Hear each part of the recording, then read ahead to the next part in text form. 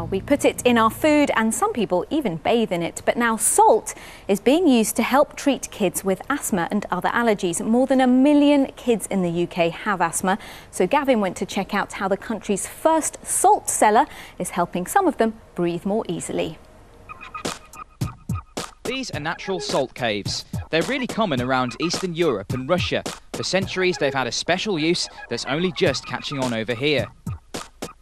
And now on this regular street in London, the UK's first ever man-made salt cave has been built. I'm going to go and check it out. So here we are, and my first impressions are that it looks a bit like an igloo, and that's because the walls and the floors are covered in salt. It's been open a few months and already over 100 people come here regularly to help sort out anything from allergies like hay fever to asthma. And more than half of those are kids. Georgiana, has the salt cave helped you out? Yes, I've had a cough before and it's helped me breathe better. So, how does it work? Well, there's a special climate in the cave and the levels of salt in the air are carefully controlled. The idea is that the kids breathe tiny particles of salt into their lungs while they play.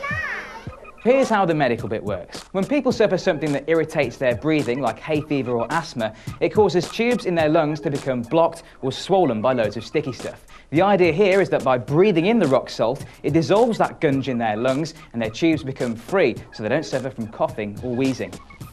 So it seems that this kind of treatment is really good because you don't have to take any drugs or any medicines, and all you have to do is sit back and breathe.